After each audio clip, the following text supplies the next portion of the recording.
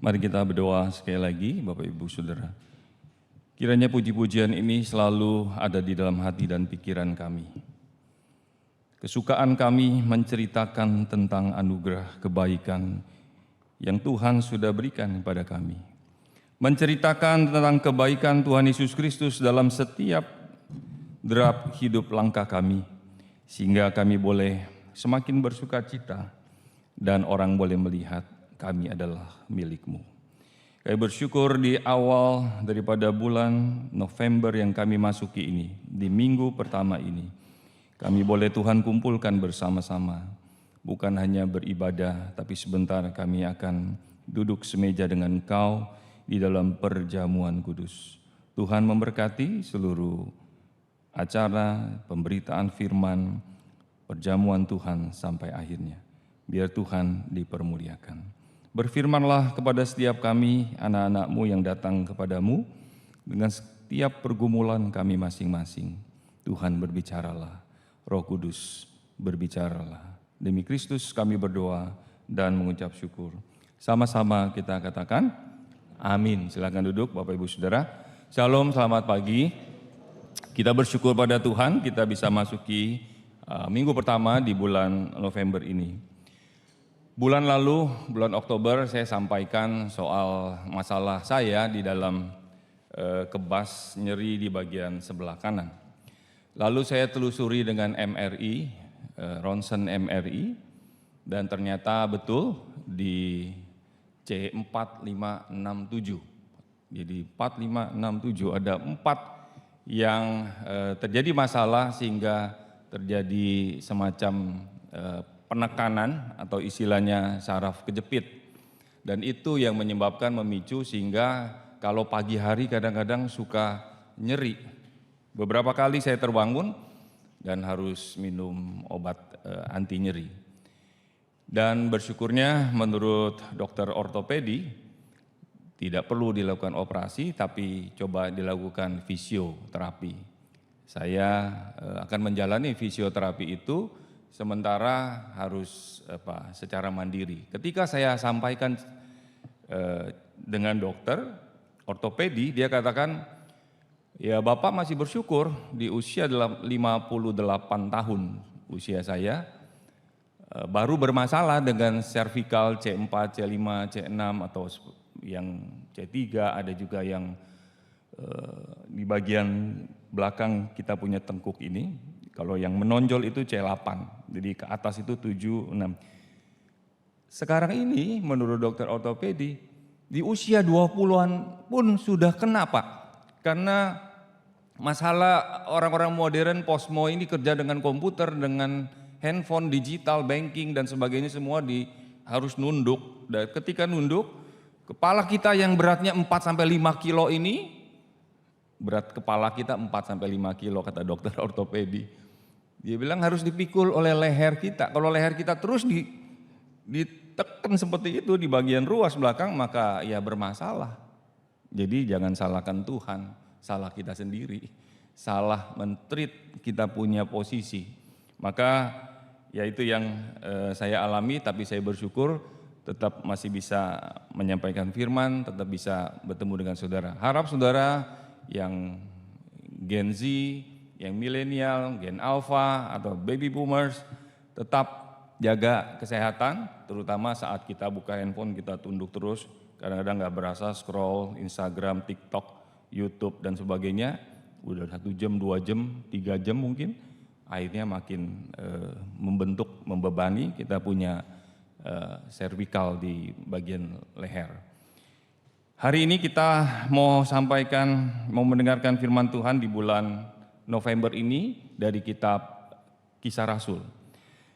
Diawali minggu pertama bulan November ini dengan satu tema, bagaimana saudara dan saya ketika kita melihat perjalanan misi pertama dari Rasul Paulus di dalam Kisah Rasul 13 dan 14. Itu misi pertama daripada perjalanan pelayanan daripada Rasul Paulus.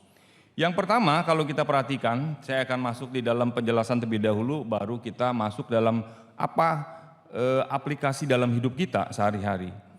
Kita melihat di dalam pasal 13-14 tadi, ada sekitar 1,5 tahun Paulus memakai waktu untuk melakukan apa yang Tuhan perintahkan. Setelah dia bertobat, setelah Tuhan panggil, orang bertobat itu enggak sekedar meninggalkan hidup lama, terus menjalani hidup baru, terus enggak tahu kemana-mana. Tuhan punya tujuan, demikian juga dengan Rasul Paulus. Jadi dia sampaikan apa yang Tuhan sudah perbuat dalam diri dia, maka sekarang dia mulai memberitakan. Kenapa saya jadi orang Kristen? Kenapa saya menjadi penginjil? Kenapa saya harus memberitakan anugerah kebaikan yang saya sudah terima? Kalau saudara baca di ayat 17 sampai 22, Paulus mulai menceritakan tentang Allah memang memilih Israel. Bukan karena jasa-jasa kebaikan yang enggak. Israel bangsa yang kecil. Waktu keluar dari Mesir hanya sekitar 2 jutaan menurut para penafsir, enggak banyak. Dibandingkan bangsa-bangsa yang lain, Israel sangat kecil, tapi Tuhan pilih. Maka di dalam anugerah pemilihan Tuhan, Tuhan pimpin Israel untuk keluar dari perbudakan selama 400 tahun di Mesir. Ini diceritakan di ayat 17, 18, 19, 20, 21, 22. Paulus maju lagi cerita kepada orang yang ada di Antiokhia. Dia katakan 40 tahun Allah bersabar. 40 tahun bersabar. Saudara sabar sama orang berapa tahun? Baru sebulan aja kita udah gak tahan. Seminggu duduk sama dia ngomong, aduh udah gak kuat. Tuhan 40 tahun. Di padang gurun, Paulus katakan kepada orang-orang Yahudi yang ada di Antiokhia, 40 tahun di padang gurun, Tuhan sabar kepada umat yang tegar tengkuk, yang suka melawan. 40 tahun. Lalu ketika selesai itu, Tuhan juga membinasakan 7 bangsa yang gagah perkasa di Kanaan. Yang ketika disurvei, Yosua dan Kaleb hanya 2 orang yang bilang kita akan menyerang. Tetapi 10 pengintai yang lain, kita ini nggak ada apa-apanya. Mereka tuh orang-orang raksasa, tingginya 2 meter lebih, kita nggak ada apa-apa, kita bakalan mati, binasa kita. Ada 7 bangsa, kalau saudara baca dari sejarah perjalanan Israel, Tuhan taklukkan satu demi satu. Tuhan yang membinasakan, walaupun yang berperang adalah orang Israel. Lanjutkan lagi, 450 tahun akhirnya. Sejak orang Israel ada di Mesir, 400 tahun, 40 tahun di gurun pasir, 10 tahun Tuhan persiapkan hakim-hakim sampai kepada zaman Nabi Samuel. Total 450 tahun. Paulus mengisahkan sejarah perjalanan dari mulai Tuhan pilih, Tuhan keluarkan Israel sampai kepada raja pertama, yaitu Raja Saul. Dilanjutkan kepada Daud. Orang yang berkenan di hati Tuhan, melakukan segala kehendak Tuhan. Waktu saya baca renungkan bagian ini, coba saudara pikir, buat apa Rasul Paulus cerita? Buat apa Rasul Paulus ceritakan kepada orang-orang Yahudi yang jelas-jelas mereka pasti udah tahu. Orang-orang Yahudi itu bukan orang-orang sembarangan. Dia dididik begitu ketat tentang latar belakang dari mana kamu berasal. Setelah sampai di sini, mulai di dalam ayat yang 23, puncak daripada seluruh sejarah yang diceritakan tadi adalah, mari kita baca ayat 23. 1, 2, 3. Dan dari keturunannya lah, sesuai dengan yang telah dijanjikannya, Allah telah membangkitkan juru selamat bagi orang Israel, yaitu Yesus. Ujungnya, penggenapannya, dari sejak Kejadian sampai penutupan kitab Wahyu adalah Yesus Kristus.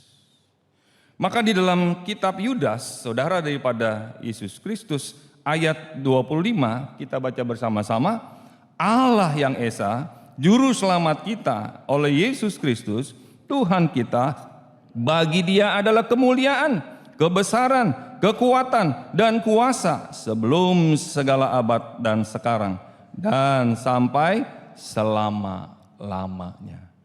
Jadi akhirnya saudara, dahulu, sekarang, sampai selama-lamanya, seluruh sejarah menceritakan tentang siapa? Yesus Kristus. Maka kalau saudara cerita, kalau saudara berpikir lalu melihat Alkitab, dari Kejadian, cerita tentang Yesus Kristus. Para nabi cerita tentang Yesus Kristus, para rasul cerita tentang Yesus Kristus. Sampai akhir dunia kita akan berjumpa dengan Kristus. Pada mulanya adalah terang, terang itu bersama-sama dengan Allah, dan terang itu adalah Allah. Kristus berkata, akulah terang dunia. Amin. Jadi seluruh perjalanan saudara dan saya sebetulnya, ujung-ujungnya bukan UUD, ujung-ujungnya duit, tapi ujung-ujungnya adalah Yesus Kristus. Saudara mau terima atau enggak terima, sadar atau enggak sadar, sejarah dunia ini akan berfokus kepada Yesus Kristus. Maka apa yang menjadi sentral pusat dari pemberitaan daripada Rasul Paulus dan rasul-rasul yang lain, termasuk para nabi di dalam perjanjian lama, bicara menunjuk kepada pribadi Yesus Kristus yang sebentar kita peringati di dalam sakramen perjamuan Tuhan. Maju lagi ke ayat yang terakhir, ayat 25. Mari kita baca bersama-sama. Ada seorang Yohanes Pembaptis yang diceritakan kembali oleh Rasul Paulus di dalam menceritakan sejarah perjalanan Israel sampai kepada Yesus Kristus. Yang hadir ada seorang yang namanya Yohanes Pembaptis. Di ayat 25 seperti tadi kita sudah baca, kita baca sekali lagi, 1, 2, 3. Dan ketika Yohanes hampir selesai menunaikan tugasnya, ia berkata, aku bukanlah dia yang kamu sangka, tetapi ia akan datang kemudian daripadaku, membuka kasut dari kakinya pun aku. Saudara tahu, Yohanes Pembaptis waktu itu sudah banyak followers. Kalau orang di Instagram udah banyak followers, di TikTok sudah banyak followers, itu sama dengan rupiah, sama dengan dolar, sama dengan income. Tapi sekarang kalau followernya saya kasih ke kamu, saya sekarang gak ada follower lagi. Di zaman sekarang orang rela gak? Ntar dulu Pak, ini kalau followersnya dikasih ke orang lain, saya bagaimana? Viewersnya cuma 3 orang, 4 orang. Followersnya jutaan Pak. Yohanes Pembaptis pada waktu itu, dia sudah banyak pengikut. Sekarang ketika dia melihat Yesus Kristus, dia katakan, kamu pikir aku? Bukan. Kamu sangka aku bukan Yesus. Aku bukan Mesias yang dijanjikan. Tetapi Yesus itulah Mesias. Dengan rendah hati dia katakan, membuka kasut dari kaki Yesus Kristus pun aku tidak layak. Waduh. Ini hati seorang Yohanes Pembaptis yang tahu siapa yang dia ikut percaya dan layani. Maka di dalam Lukas 8 ayat 39 kalau saudara membaca, kita ringkaskan apa yang Paulus katakan. Dari Paulus kepada jemaat di Antiokhia, dia sampaikan lalu ke seluruh dunia, sampai kepada saudara dan saya di Kelapa Gading. Maka apa yang kita sudah terima, kita harus sampaikan kepada orang lain. Jangan berhenti kepada kita. Lukas 8 ayat 39 kita baca. Pulanglah ke rumahmu dan ceritakanlah segala sesuatu yang telah diperbuat Allah atasmu. Orang itu pun pergi mengelilingi seluruh kota dan memberitahukan segala apa yang telah diperbuat Yesus atas dirinya. Saudara, kalau melihat bagian firman Tuhan hari ini dengan tema ceritakan Yesus Kristus, terus menerus ceritakan Yesus Kristus. Saya mau memberikan 3 langkah praktis bagi kita. Ketika kita tahu Paulus, ketika dia sudah bertobat, Tuhan pilih dia dengan anugerahnya dari antara para rasul yang berdosa. Aku yang paling berdosa. Dia sadar, dia bukan orang benar. Saudara sadar nggak kalau kita dipilih menjadi orang Kristen, ada di tempat ini sebentar berbagian di dalam perjamuan Tuhan. Aku ini nggak layak. Nggak ada di antara kita yang layak.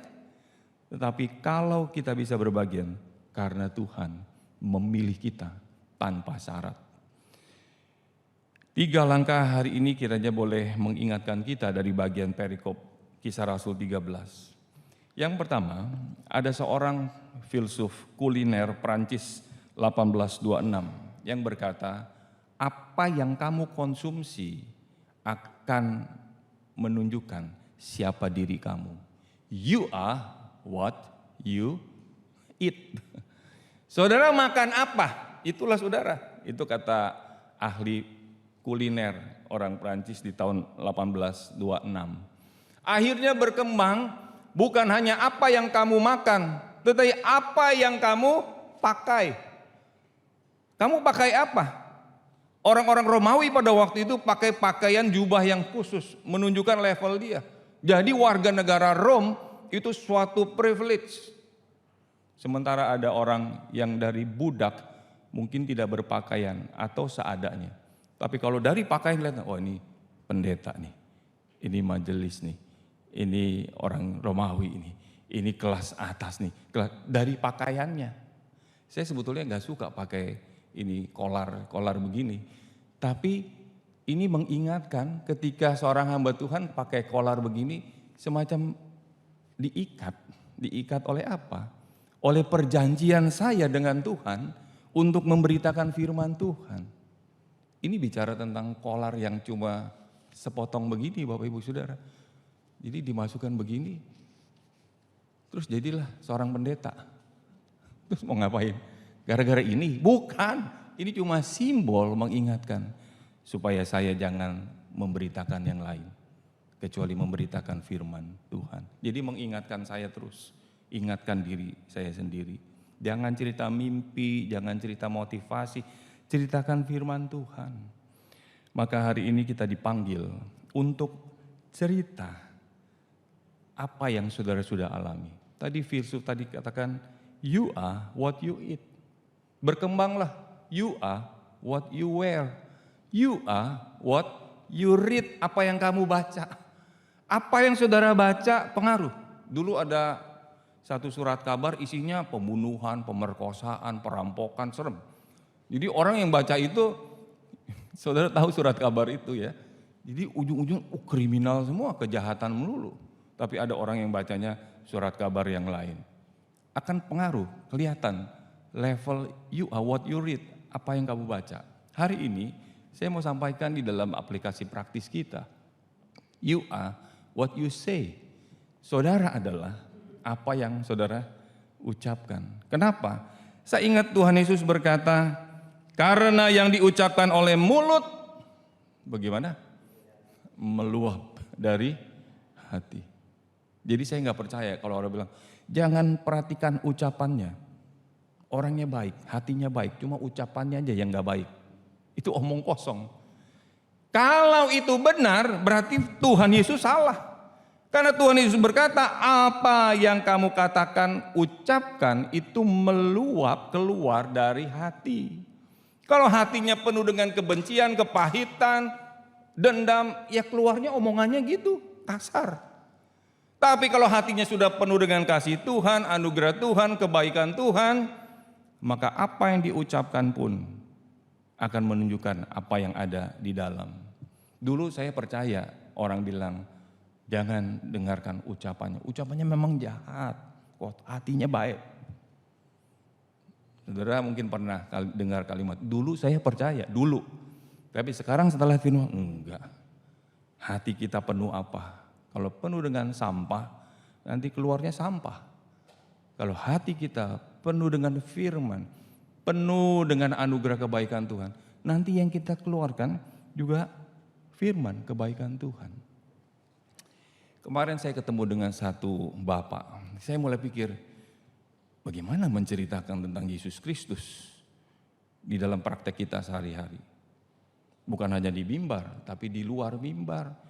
Ketika di luar gereja, ketemulah dengan seorang bapak yang sedang menunggu anaknya belanja. Saya dekatin di bapak, kelihatannya usianya mungkin ya pasti lebih tua dari saya lah. Mungkin 60, 70, 80. Lalu saya tanya, ngobrol-ngobrol, Om, usia berapa Om? Saya 80 lebih. Lebihnya berapa nggak tahu. Jadi usia 80 lebih. Oh masih sehat ya Om ya? Ya masih sehat. Terus dia mulai cerita. Waktu dia cerita, saya tahu dia anak Tuhan. Dari mana saudara? Waktu dia cerita, saya tahu dia orang Kristen yang dari muda sampai usia 80, dia konsisten dengan imannya. Dia mulai cerita, dulu Om masih muda, usaha ini, usaha itu. Puji Tuhan, Tuhan berkati. Sekarang Om punya kos-kosan. Terus saya tanya, berapa banyak Om? Ada 2, dia cerita. Namanya udah 80 suka cerita macam-macam kan.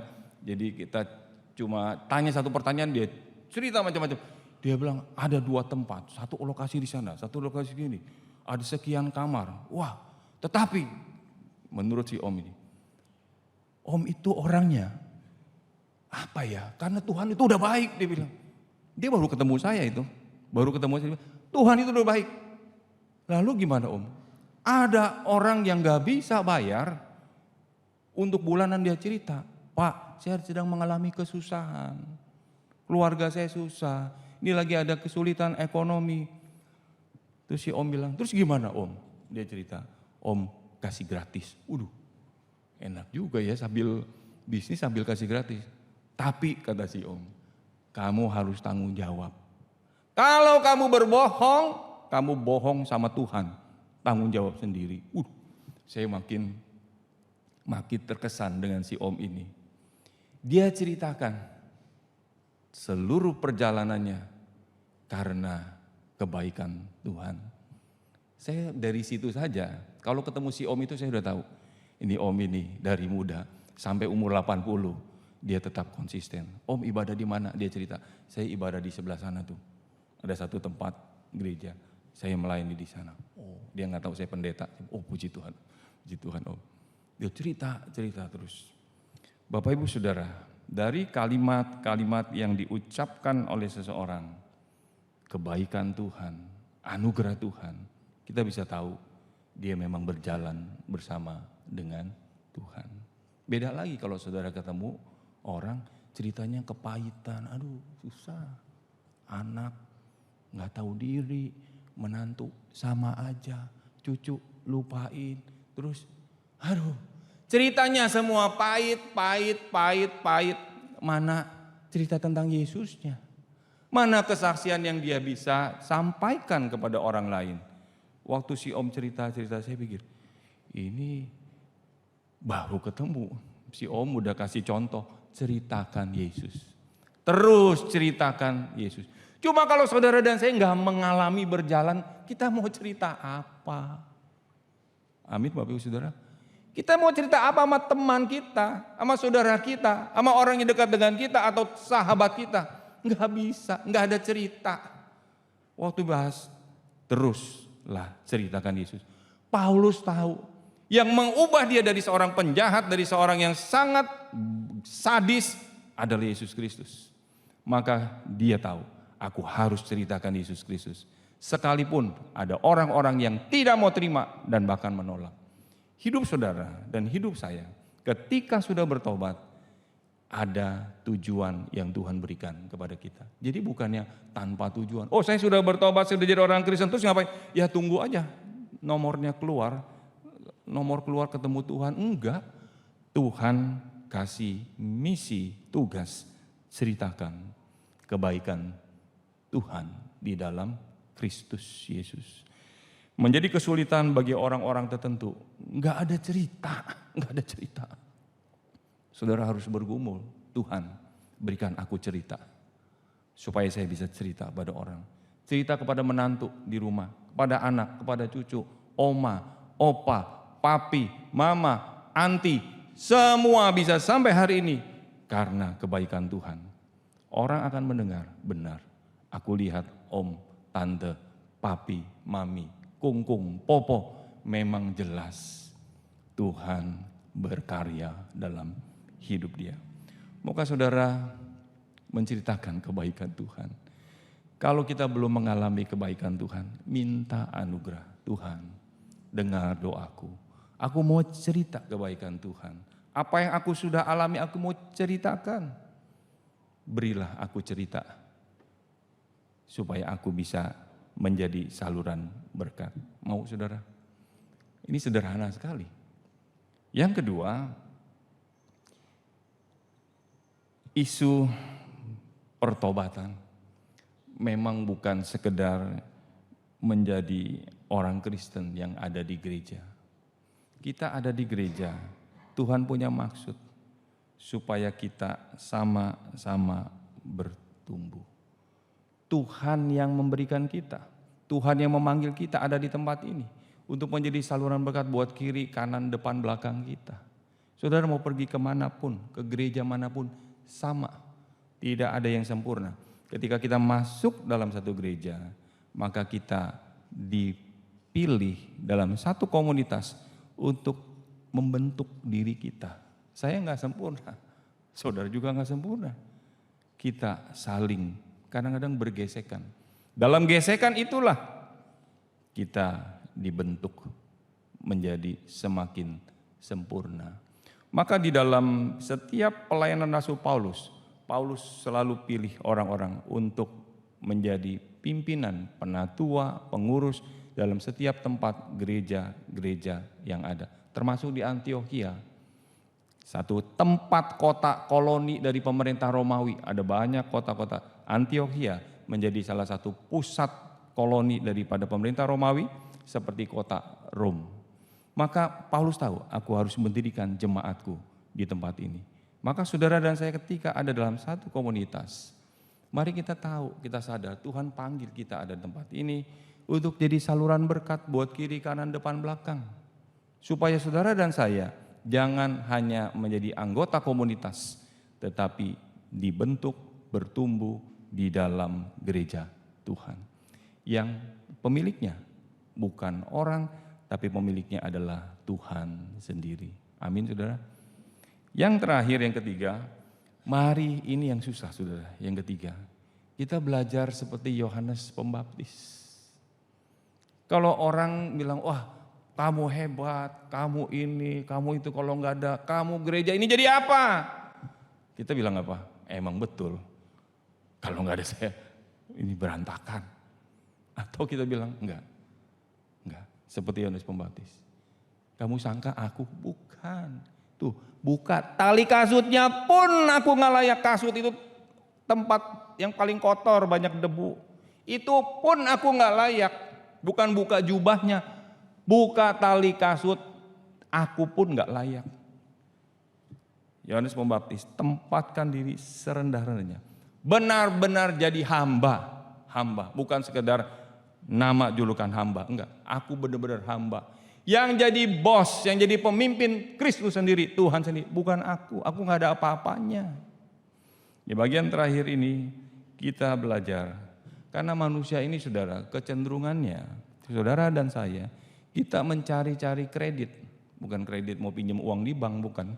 Kita pengen cari sesuatu yang mau supaya kita bisa jadi lebih terkenal, lebih disanjung, lebih, semuanya serba lebih buat saya dan saya.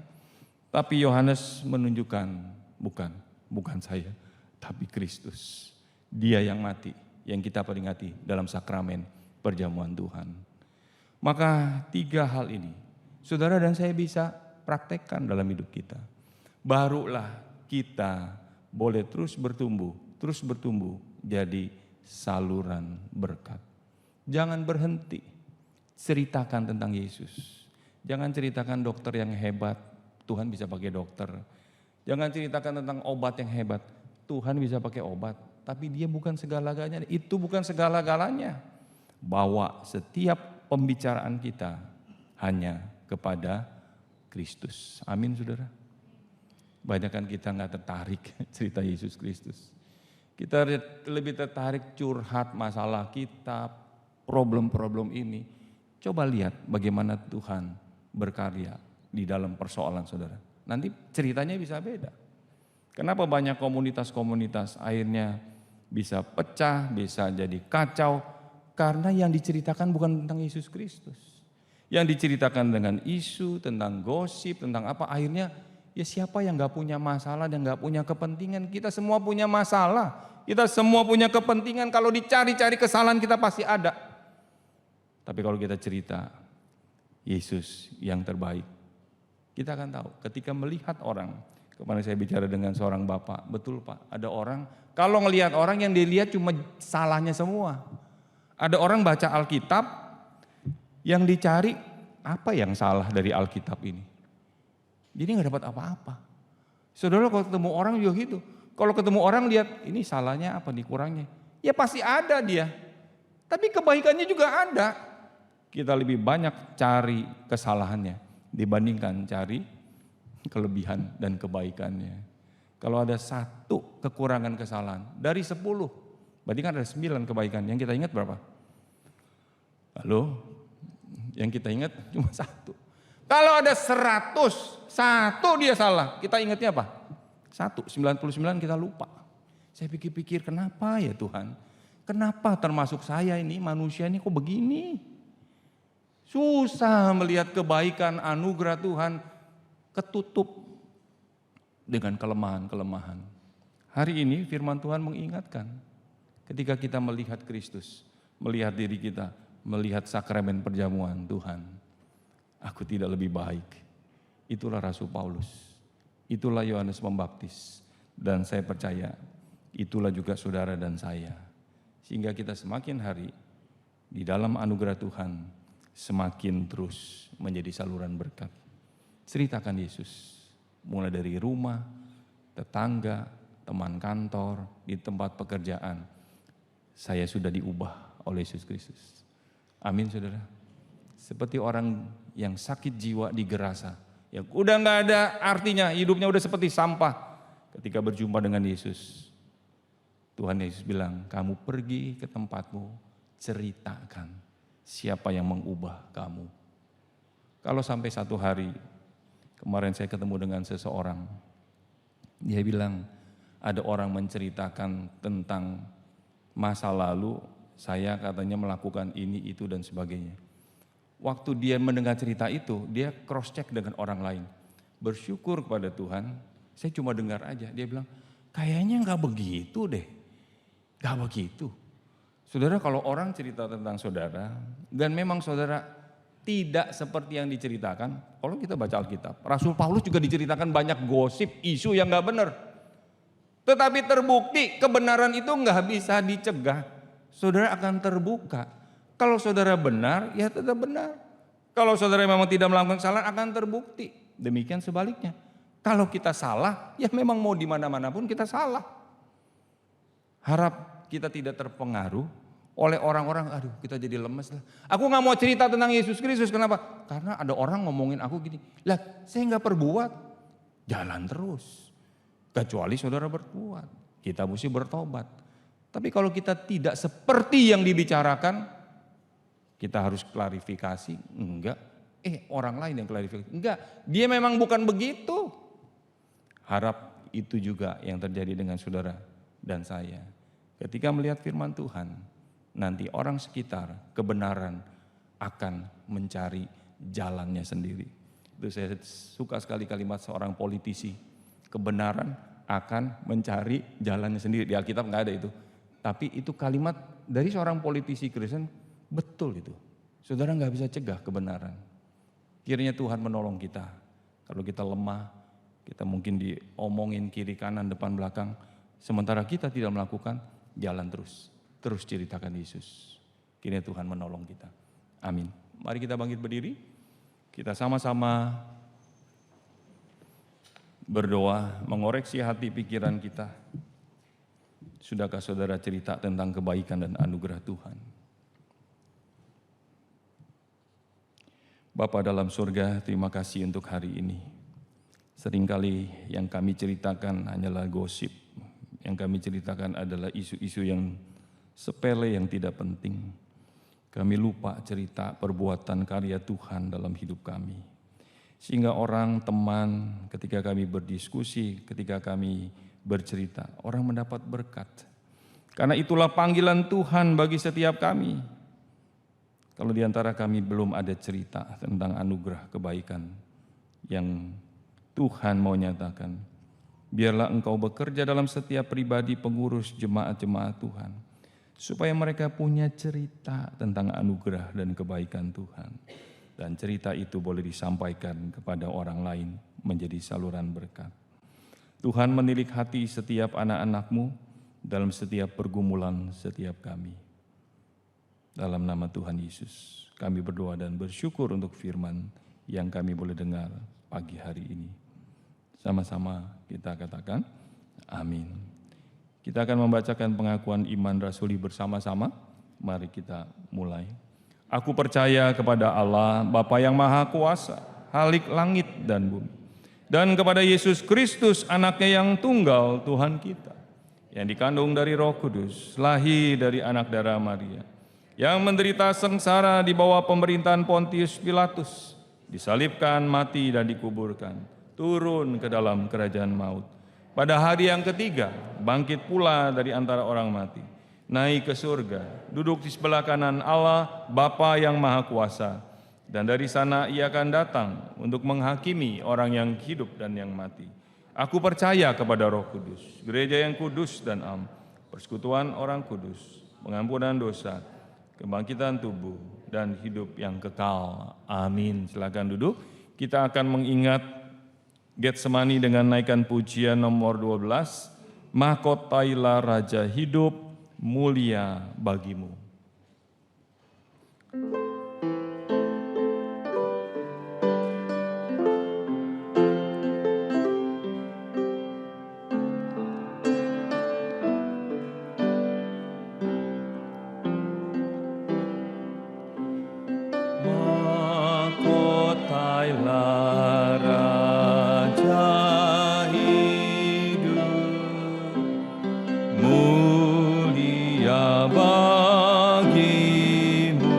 Ingat mahkota duri, ingat mahkota durimu, pimpin ke Kalvari. Jangan lupa Getsemani. Jangan lupa Getsemani.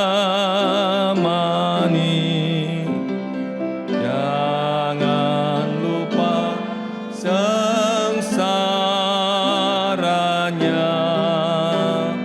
jangan lupa cinta Tuhan, pimpin ke Kalvari. Bait ketiga, ku rela segenap hati, ku rela segenap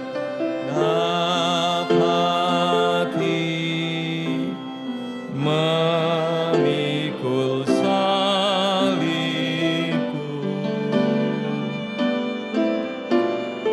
terima cawan setanya,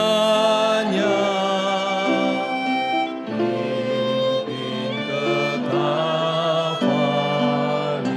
Jangan lupa Getsemani. Jangan lupa Getsemani, jangan lupa sengsaranya, jangan lupa cinta Tuhan, in kekal.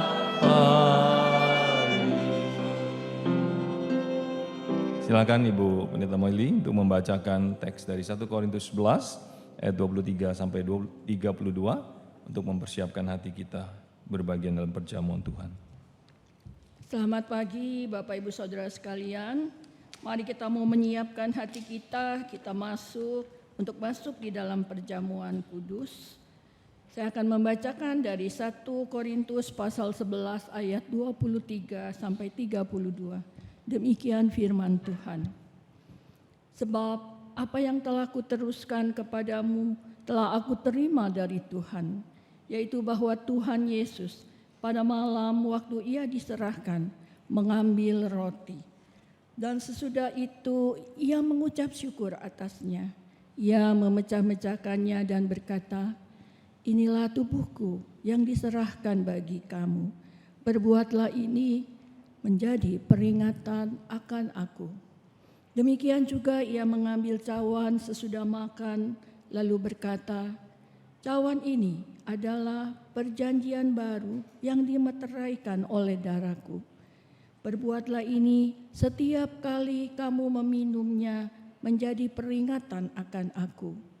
Sebab setiap kali kamu makan roti ini dan minum cawan ini, kamu memberitakan kematian Tuhan sampai ia datang.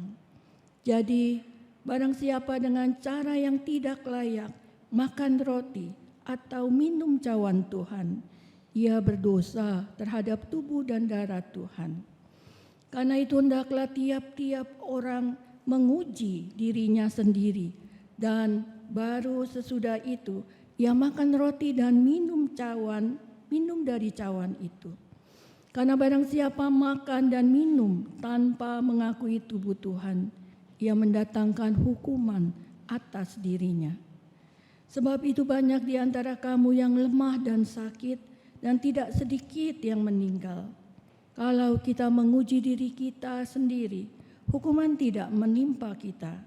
Tetapi kalau kita menerima hukuman dari Tuhan, kita dididik supaya kita tidak akan dihukum bersama-sama dengan dunia. Amin. Bagi Bapak Ibu Saudara yang sudah dibaptis dan mempersiapkan hati, sebentar kita akan duduk semeja bersama dengan Tuhan di dalam perjamuan Tuhan. Boleh mengambil roti dan anggur perjamuan. Bagi saudara yang belum menyiapkan hati, tidak harus mengambil. Karena ketika kita makan minum perjamuan Tuhan, kita menjadi satu tubuh dengan Yesus Kristus, Tuhan kita. Kiranya Tuhan memberkati. Kita naikkan bait yang kedua, pujian tadi. Nanti yang bertugas saya undang maju ke depan. Mohon ku dimengertikan, kau mati bagiku. Mohon kau dimengertikan, kau mati bagiku. Ku mau bagaikan malaikat menjaga kuburmu.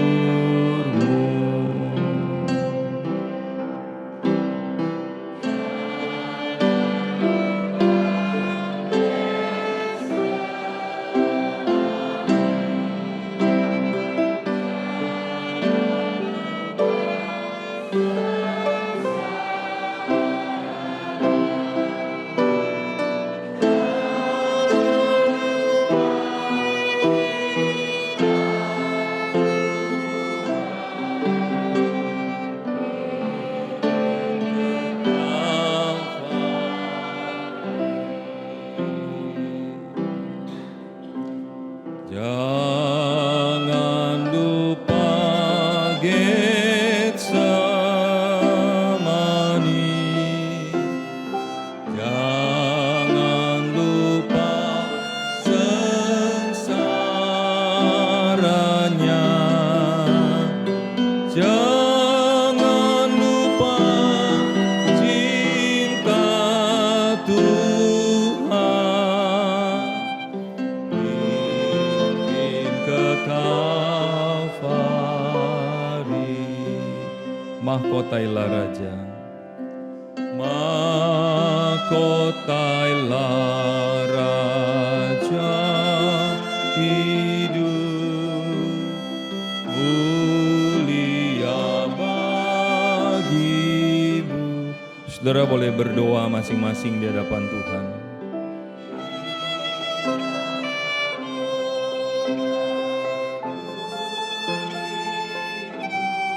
Apa yang kita ceritakan kepada orang lain,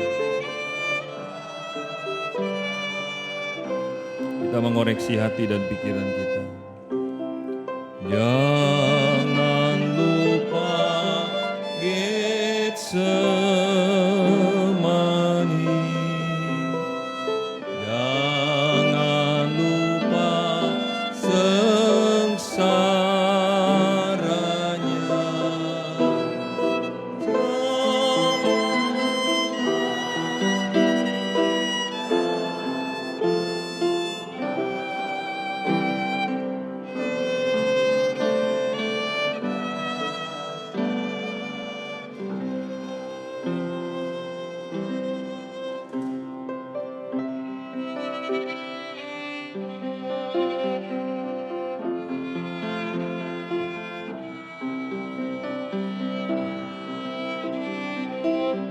Sementara musik memainkan pujian ini, kembali kita renungkan setiap anugerah kebaikan Tuhan yang sudah kita terima dalam hidup kita. Seberapa jauh kita sudah menceritakan kebaikan Tuhan.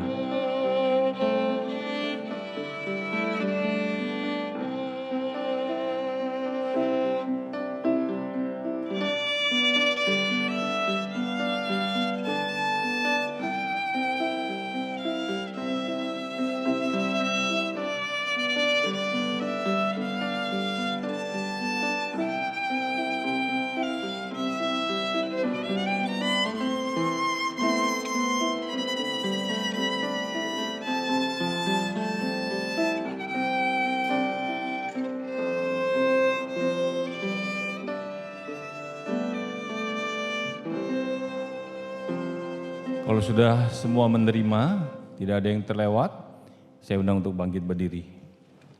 Mari kita memegang roti di sebelah tangan kanan kita. Apa yang kita perbuat dengan diri kita, anggota tubuh kita, dari kepala sampai ujung kaki. Apakah kita pergi menceritakan dengan mulut kita anugerah kebaikan Tuhan? Kalau kita sudah gagal, kita mohon pengampunan Tuhan. Kalau kita belum ada cerita tentang kebaikan Tuhan, minta cerita itu dari Tuhan sendiri. Sebelum Tuhan Yesus Kristus disalibkan, Dia berkumpul dengan murid-muridnya. Dia mengambil roti, memecah-mecahkannya dan berkata, "Inilah tubuhku yang diserahkan bagi kamu untuk pengampunan dosa. Ambillah dan makanlah." Mari sambil mengaku segala kelemahan kita, kita mengucap syukur, kita boleh makan bersama-sama di dalam nama Tuhan Yesus Kristus.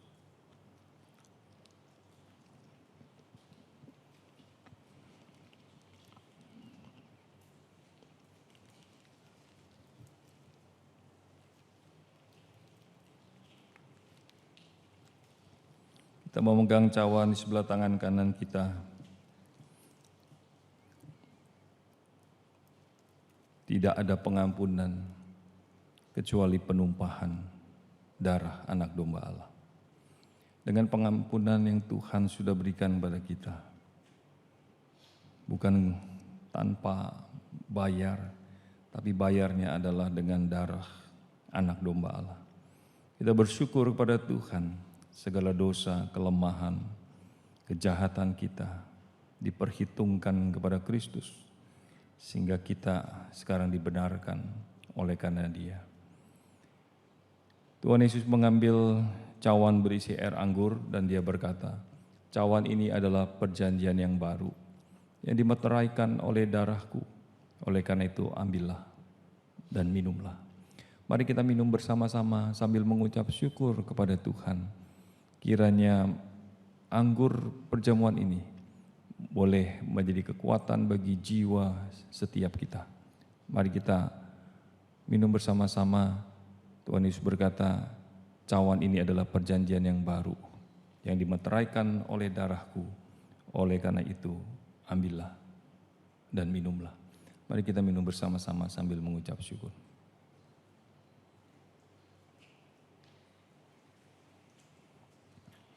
Silakan Pak Amiau mengucap syukur.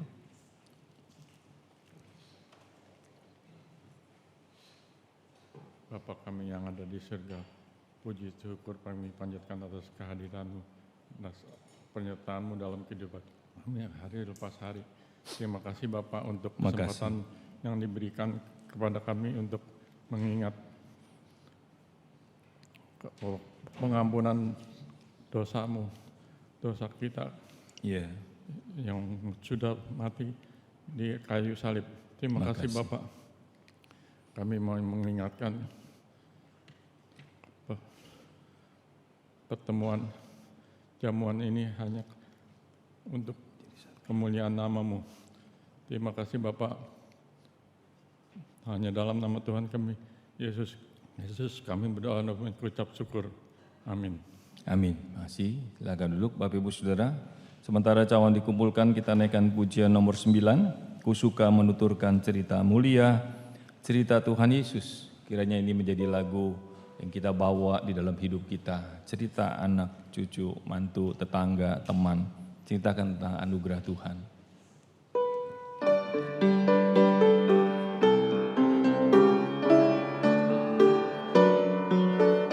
Ku suka menuturkan cerita mulia, cerita Tuhan Yesus dan cinta kasih-Nya.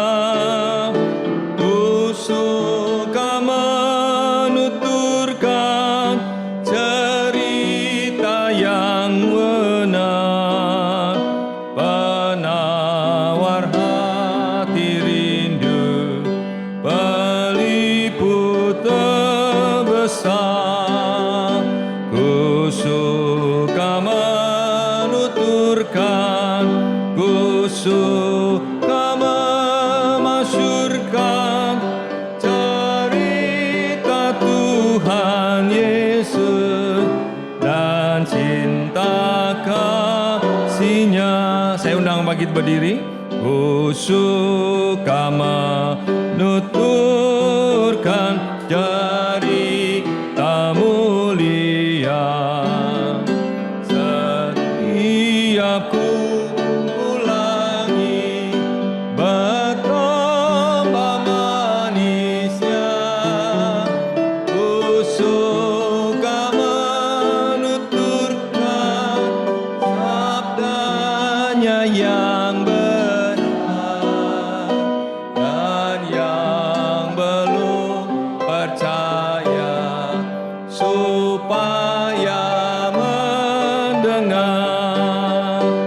Ku suka menuturkan, ku suka memasyurkan cerita Tuhan Yesus dan cinta kasih-Nya.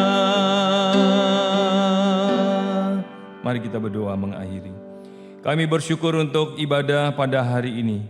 Tuhan sudah memberkati dengan firman, dengan puji-pujian, terlebih lagi dengan roti dan air anggur yang adalah tubuh dan darah-Mu.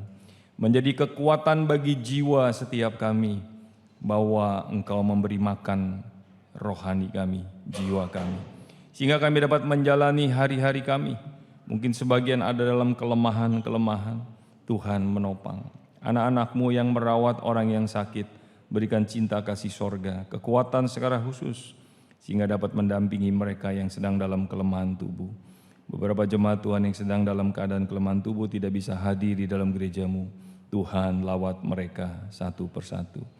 Beberapa jemaat Tuhan yang mungkin sedang bergumul di dalam usaha pekerjaan, Tuhan buka jalan keluar, sehingga mereka boleh kembali datang kepadamu, memuliakan Tuhan, mengucap syukur. Di tengah-tengah keadaan situasi ekonomi yang ada, Tuhan tidak pernah meninggalkan setiap kami. Anugerah Tuhan cukup bagi kami. Kebaikan-kebaikan yang kami sudah alami bersama dengan Tuhan, kiranya itu menjadi kekuatan bahwa Engkau sungguh nyata, bukan hanya kami dengar, tapi kami alami dalam setiap hidup kami. Banyak yang ingin kami doakan, ajar kami terus berdoa. Tuhan Yesus sudah mengajar para murid-Nya berdoa Bapa kami. Mari kita berdoa. Bapa kami yang di surga, dikuduskanlah namamu. Datanglah kerajaanmu, jadilah kehendak-Mu di bumi seperti di surga. Berikanlah kami pada hari ini makanan kami yang secukupnya, dan ampunilah kami akan kesalahan kami, seperti kami juga mengampuni orang yang bersalah kepada kami. Dan jangan bawa kami ke dalam pencobaan, tapi lepaskanlah kami daripada yang jahat. Karena Engkaulah yang mempunyai kerajaan dan kuasa dan kemuliaan sampai selama-lamanya. Amin. Doksologi.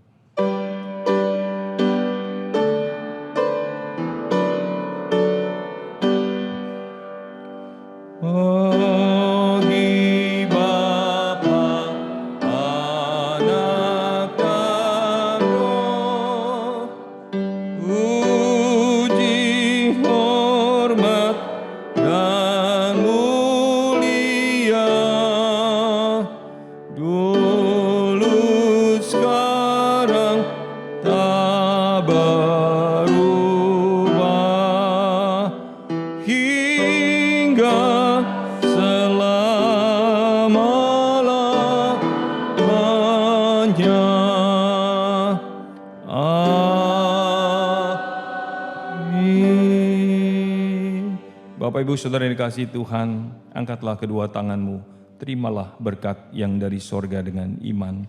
Kasih dari Allah Bapa, damai sejahtera dari Tuhan kita Yesus Kristus, dengan persekutuan Roh Kudus, menyertai kita semua dari hari ini sampai hari kedatangan Kristus yang kedua kali, bahkan sampai selama-lamanya kita bersama dengan Dia. Amin. Amin. Amin.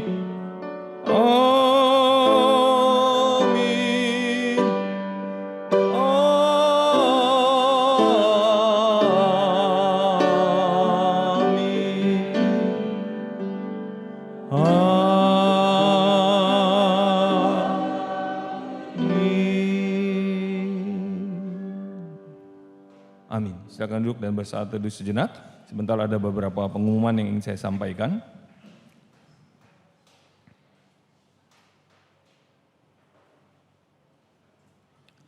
Ya, ada beberapa hal yang